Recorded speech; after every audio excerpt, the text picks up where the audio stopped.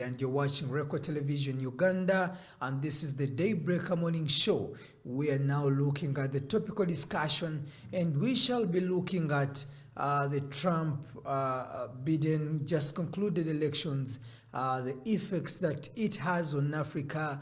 What lessons do we learn from this, and where is Africa heading after the new president that has actually been elected into office? Because we've seen majority of these actually have their own interests, some of which may affect Pan Africanism because of the beliefs they have in them. So we shall be dissecting this morning key issues in regard to this to understand better how best can America as a superpower nation come out to see that it probably contributes to the development and betterment of democracy in Africa. Now with me in studio, I have two gentlemen, Mr. Rugarama Daniel, who is the chairperson of the Pan African movement here in Uganda, and one of the administrators at the Pan African movement, who is Newton Balenzi, and we shall be dissecting these issues, and probably one of the gentlemen from California,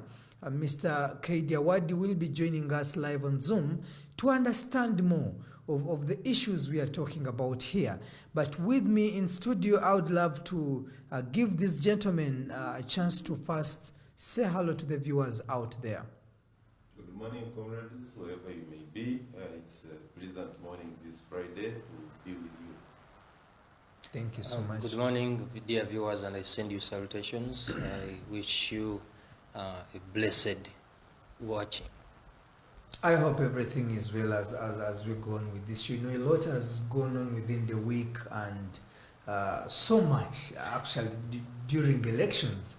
Before probably we could go to the topic in just about maybe a minute for both of you, each a minute.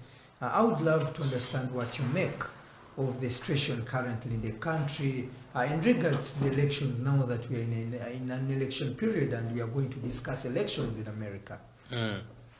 Oh yes, thank you. What has happened within this week, it's quite unfortunate, which that has befallen our country's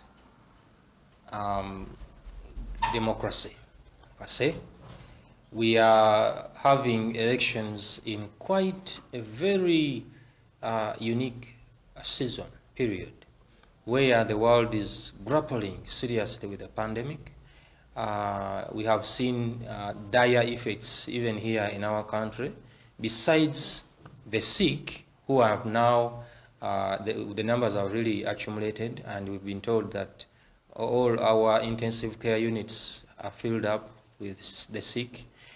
The ministry can no longer even afford to conduct the burial ceremonies. We've been told that now when somebody passes on, they just advise you on how to do it. They give you a sealed body and you conduct the burial.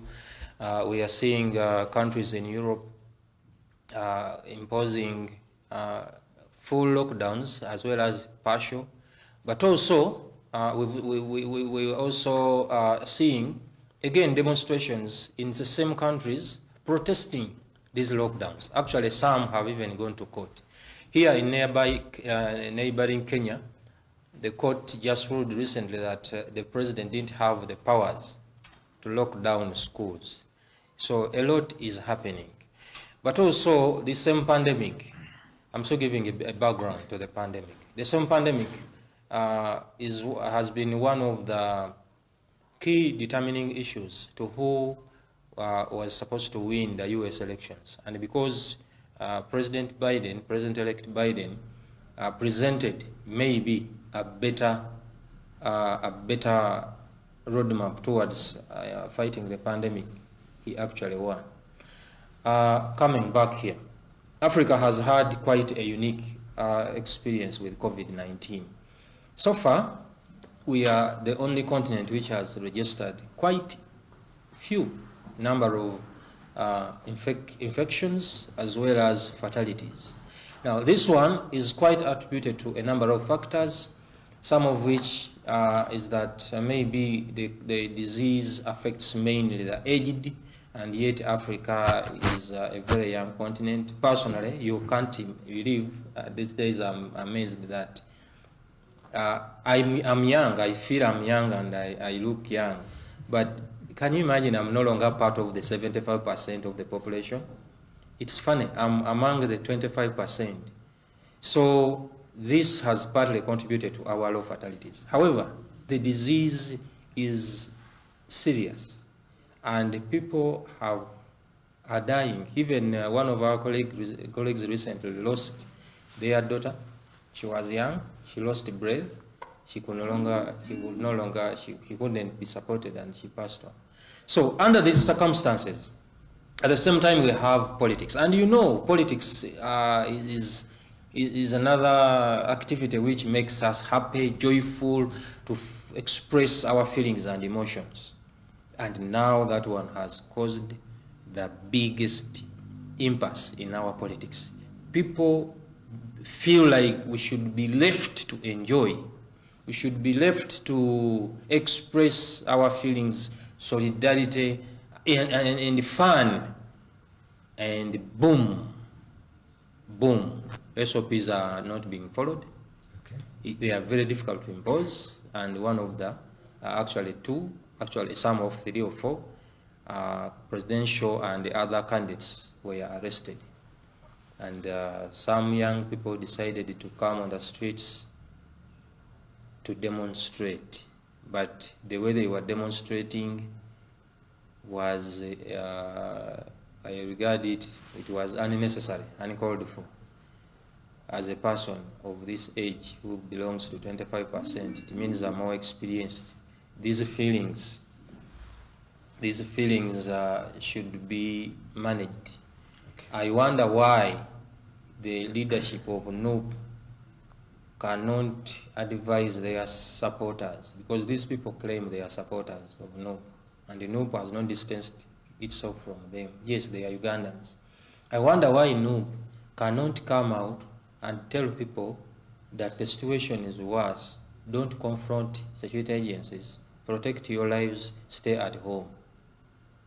As we sort this matter through dialogue, through courts of law, through lobbying. I wonder why. And we are seeing a very ugly situation. Personally, I'm concerned so much with the issue with an image of Uganda outside as a Pan Africanist, because all I want is to people continuing coming to Uganda to invest, to relocate. We want our brothers to relocate from the diaspora.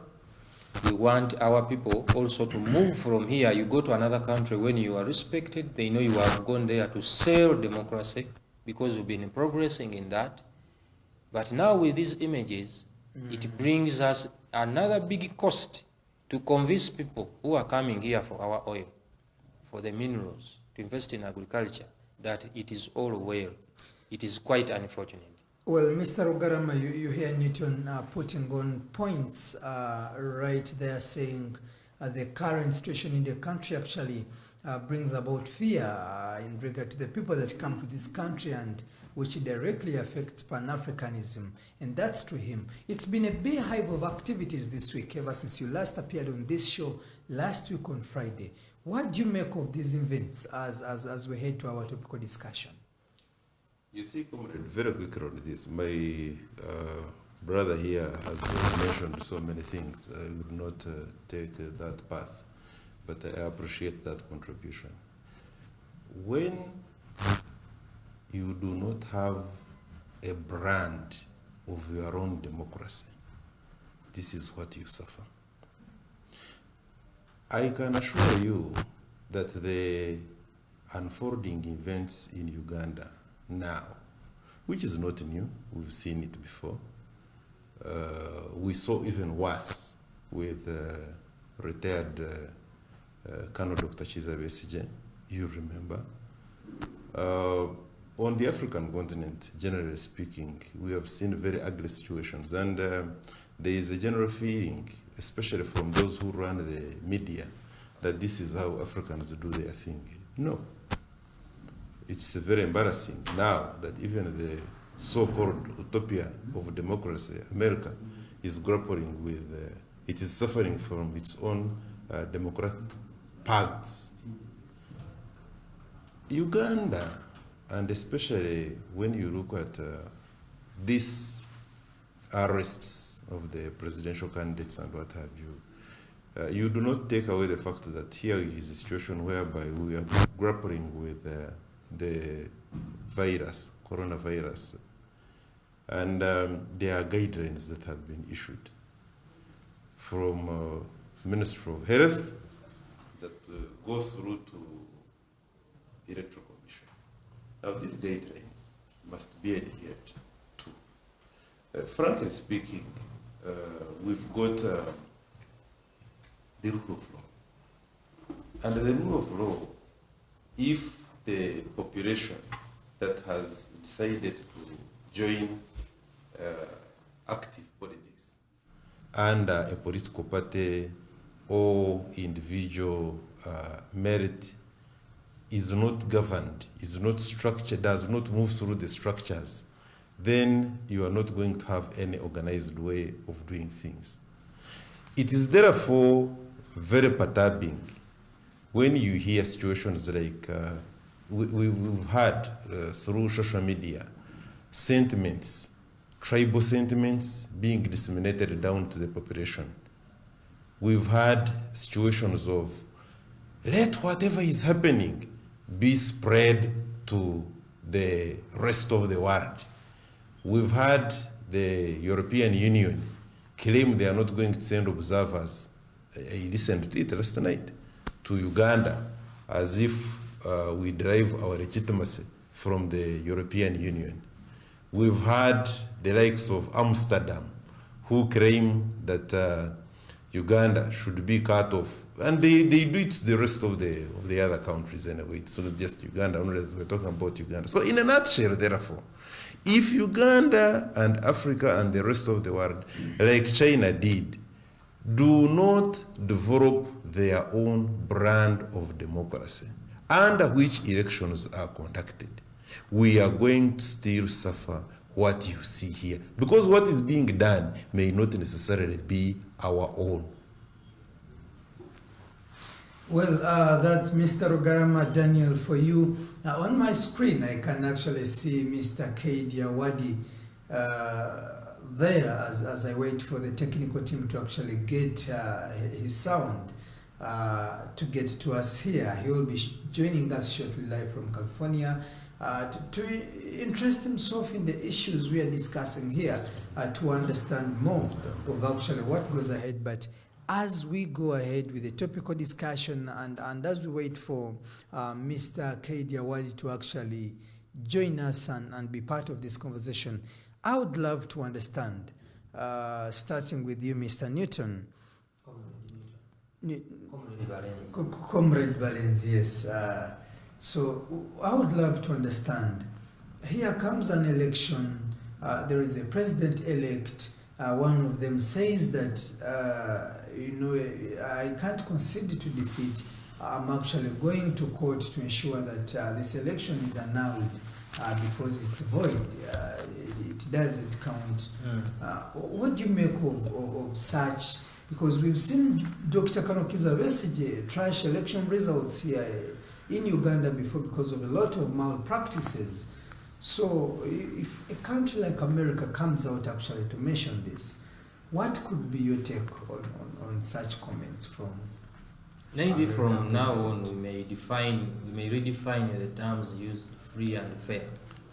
Free, this is from me. Free as in you are free to participate. Fair, when you are in school and you are given a fair mark, it's not an excellent mark. Fair that it has reached some minimal standards to be accepted as an election. So now, was the American election free and fair? Yes, people were allowed to vote. That's being free and to participate. Fair, yes, to the standards. However, what America is suffering from is the reality. But also we must know this reality.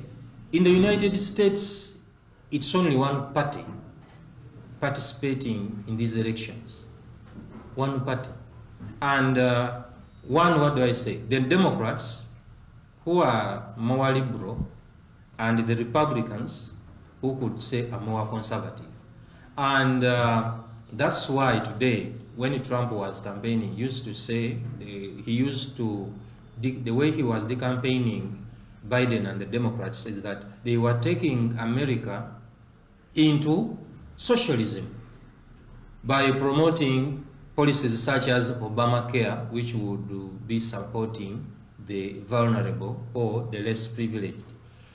But now here comes the conservative, radical Trump, who doesn't give a damn, but apart from American interests and making business, losing the election. Now we have come to the reality, because Trump has not been a seasoned politician. He's not a diplomat. He has no diplomacy in his tongue at all. So he can't bear with certain standards which were being set by other people. Whereas Biden, if Biden was the one who had lost, he would concede, make a concession speech immediately there and then. He has been in politics. He's a diplomat. That's why he will always speak, but you will never understand what is really meaning or behind his thoughts. That's why Obama came to Africa and said, oh, we are good and all that. At the same time, he sanctioned the attack on Libya without minding what Libya was helping the rest of Africa, or African Union for that matter. So, it is just the reality. In a democracy, power is for competition. People must fight to win it. People must fight to protect it. So Trump is not doing anything wrong. Actually, Trump is now playing the real democracy, where you have to fight for power, you must retain power. Simple. Okay, Mr. Rugarama Daniel, tracing the comments Trump has actually made, some of which I would say are uncouth, I would term them that way. Where does this leave the internal democracy, firstly, of America, before we move maybe to the rest of the world? Thank you once again. You see, the higher you go on any scale in life, the more you expose yourself to the rest of the world. America has, for a very long time, deceived the rest of the world that they are at a certain level of democracy, such that they could act as a Magna Charta to the rest of the world.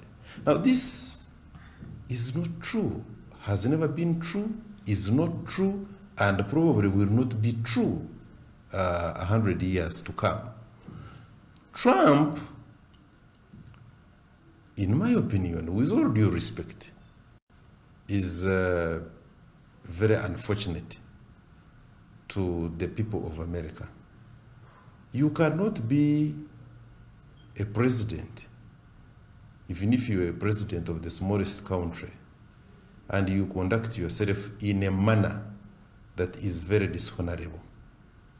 The words that he has used to the press, for instance, the comments he has lashed out to the rest of the world, Africa in particular, were extremely unacceptable of a president. The words he has used against his competitors throughout the race, right from the first Republican competition primaries, when he became the president and recently, are very ugly and unacceptable of even the smallest elective office, not just in America, but in the rest of the world. It is therefore not far-fetched for one to draw a conclusion that if Trump got over 71 million votes in so-called utopian democracy called America, then it so follows that we still have a big problem in that society whereby morals and values are actually not a priority. And yet, in a true democracy, we look at values. At the same time, the Trump-Biden electoral campaign and currently what is happening, court processes, refusal to accept defeat is a very clear message to the rest of the world that even in America, it is not yet Uhuru. Well, that's Daniel Rugarama, the chairman of the Pan African movement here in Uganda, discussing about what's going on actually currently in America. If you've just joined us, this is the Daybreak Morning Show. My name is John Jimmy Musimbi, and we are discussing the impact of America's democracy on the rest of the world. Now we take a short break, and Daybreak returns shortly.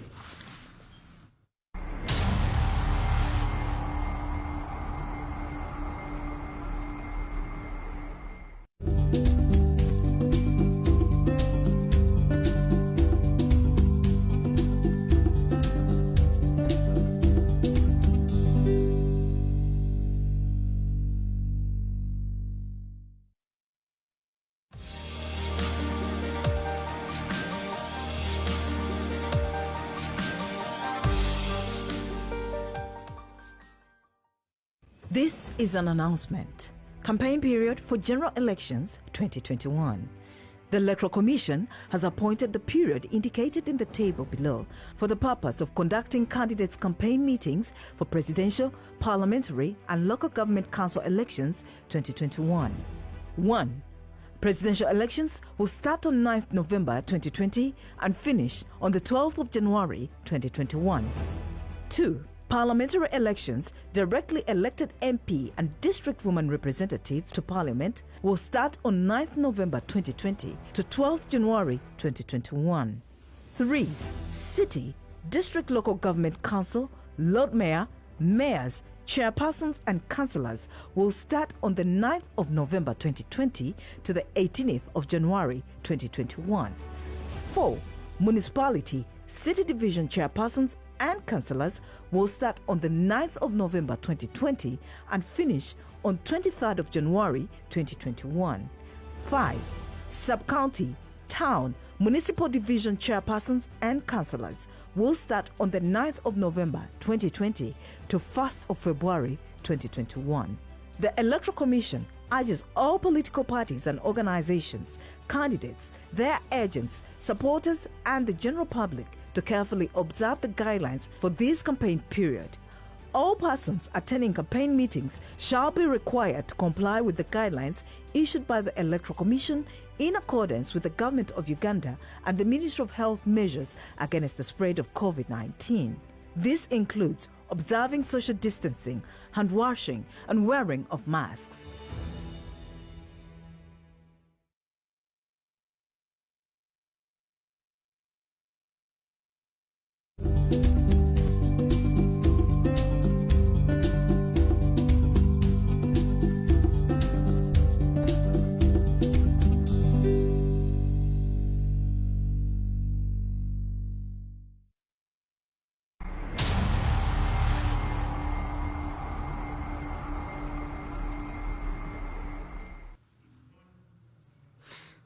Well, welcome back from that short commercial break. It's a very interactive session here behind the scenes as we are off air with this gentleman, trying to bring up to speed some of the key issues we are discussing about here. This is Daybreak Morning Show. My name is John Jimmy Musimbi, and Record TV is the Elections Analysis Center. The hashtag is UG Polls 2021. Now, as we are moving forward, discussing the topic is America's impact on the rest of the world, especially Africa, in regards to the democracy, giving insights on the elections that have actually just taken place, and President Donald Trump refutes the results from these elections, saying, hey, look, I can't take them on because I feel they've not been free and fair. And Comrade Balenzi comes out to define free and fair in his own terms and perspective. But well, we bring in Comrade KD Awadi live from California. KD, good morning and say hello to the Record TV viewers. Greetings, good morning to all of our Record TV viewers in Uganda. To you, my brother, John Jimmy Masimba, what a joy it is to hear your voice. And to my beloved comrades from the Pan African movement, Uganda, what a joy it is to be in the circle today. Mr. KD, just to throw in this probably before we continue, have you paid attention to the elections in Uganda and how far they are faring up to date, especially the events that have been prevailing in the country in this week? I do my best to stay tuned to a number of African countries that I believe have a very special place in the emergence of what we call Africa rising. And I definitely see Uganda as one of the rising stars. Over the course of the decades, I've done my best to pay close attention to the political affairs there. I understand that the contest for the presidency that will be taking place in the coming year is starting to heat up.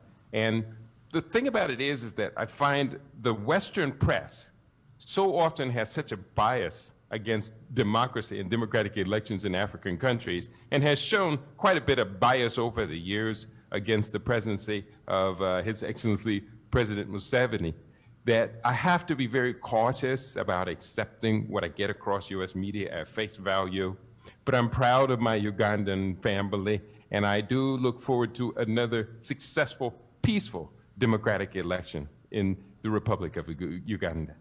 Well, you highlight actually key issues about the Western press actually being a little bit hostile to the elections this way, the presidency of Mr. Yoweri Museveni and everything going on currently in the country.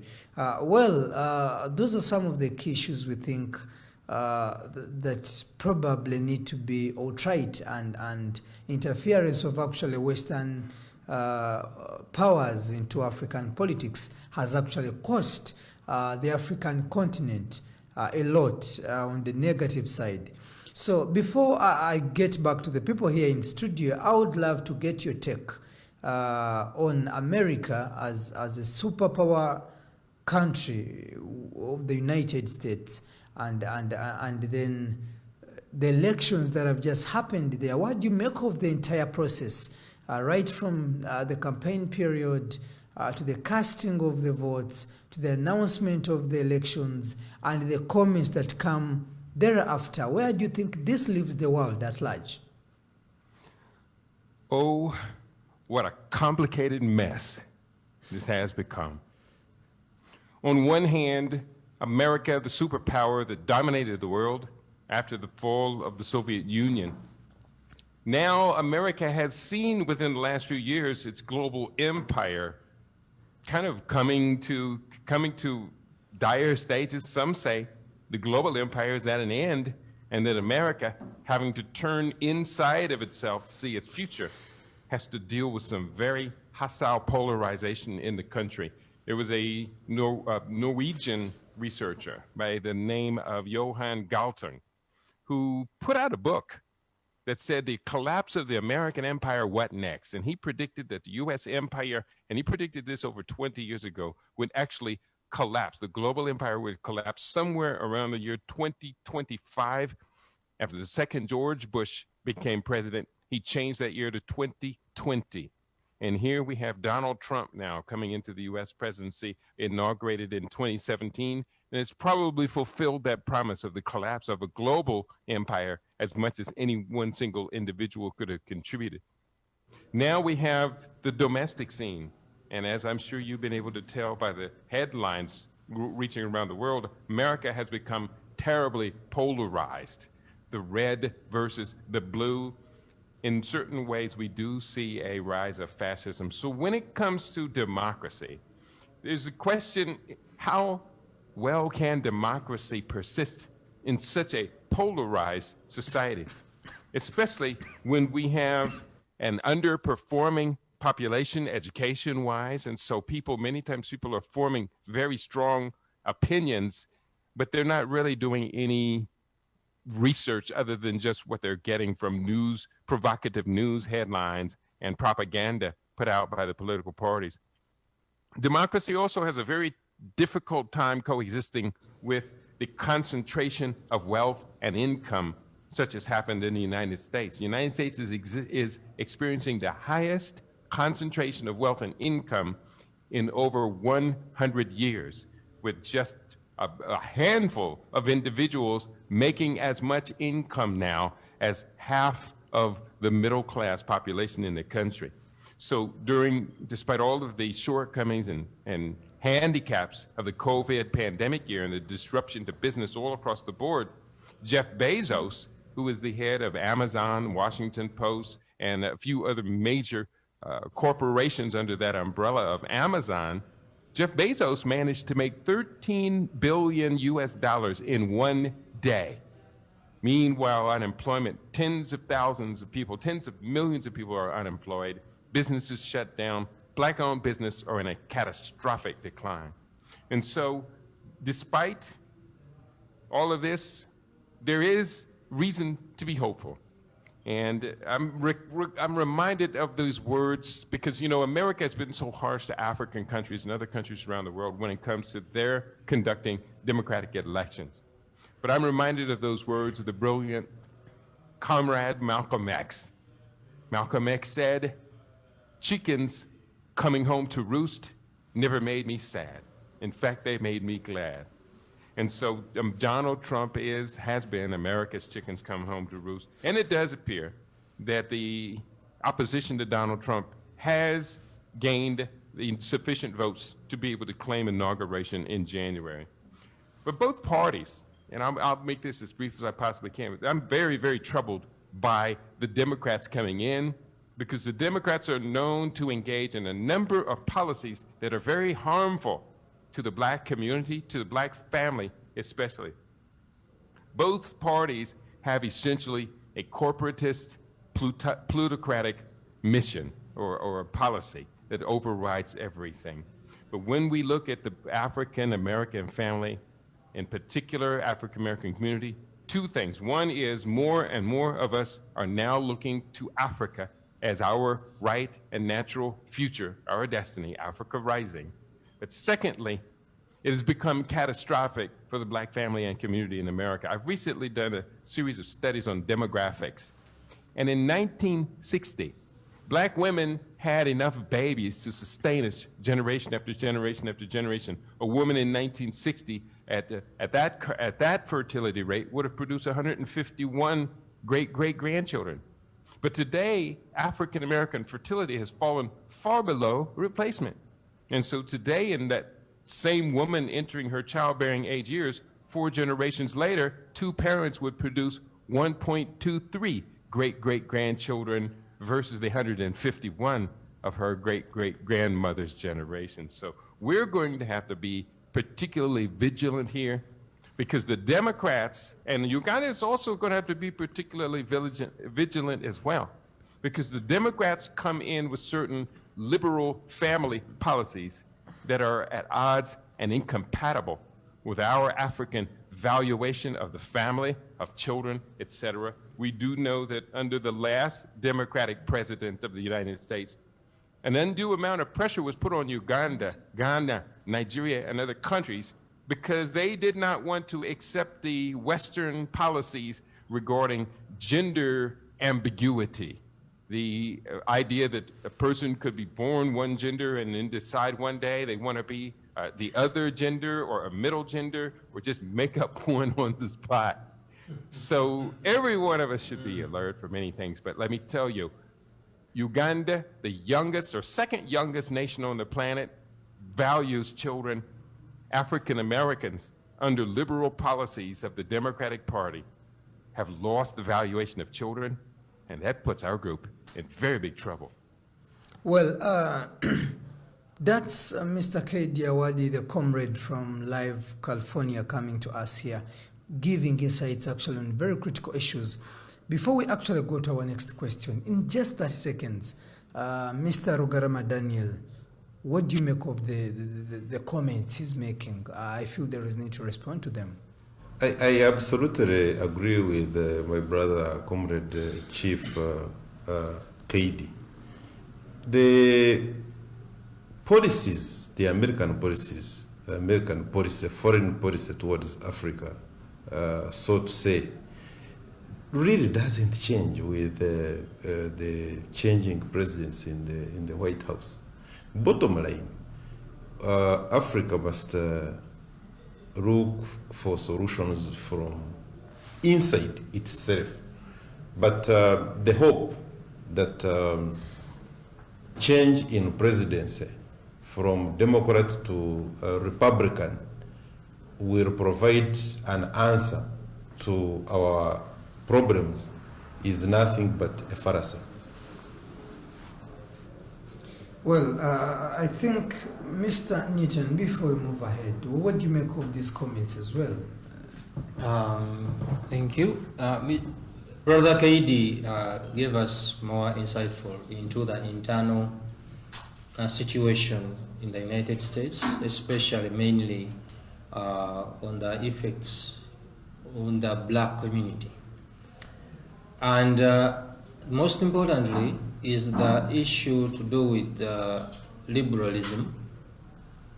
But I don't know why, but it's okay. He got scared to mention it rightly, that Joe Biden is known for the last over 25 years to be a very big supporter of LGBTQ+, commonly known here as homosexuals. Of course, here we have a few groups around. And so with their coming in, we know that the campaign is going to be a little bit, we will see a policy coming in to like make it much vividly open and strong. Thank you for the water. To see that the matters of homosexuality are put at forefront in the agenda in Africa. So we are going to see again aid being tied to whether you support or you don't support homosexuality. So Africa should brace for that. There is much more freedom now for homosexuals. Okay, Mr. Daniel Rugarama would love to understand, what does America's democracy mean to the rest of the world, especially on the African continent? Yes, once again, thank you. I want to be very categorical here that American democracy means nothing to African continent. First of all, American democracy is a hoax. They do not believe even in their own democracy. Because the brand of democracy in America is a brand whereby those with take it all. Those without, as much as possible, remain without. And even the little that they have is also taken away, especially when it comes to in exercising its foreign policy. What we do get, for instance, here in Uganda, you remember there was this AGOA, whereby we got a share. Americans opened a market for the fabric, the Ugandan fabric. And what became of that was one must look at what was the share bringing in terms of income to the Ugandan economy vis-a-vis what America was taking out of the Ugandan economy. When you look at the policies that are framed, especially you look at the military, for instance, policy, the Obama regime increased the military establishments on the African continent, and yet the public does not know much about that. In the Obama administration, which majority of the African countries thought was actually our administration, President Obama being a son of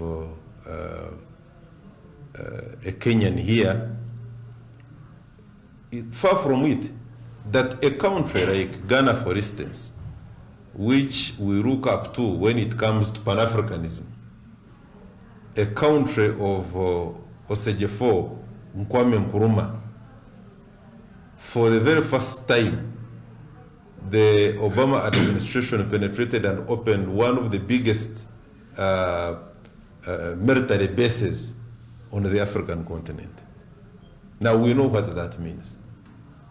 When recently in Iraq, during Trump administration, when they were killing that guided missile that killed the so-called rebel, and Iran threatened to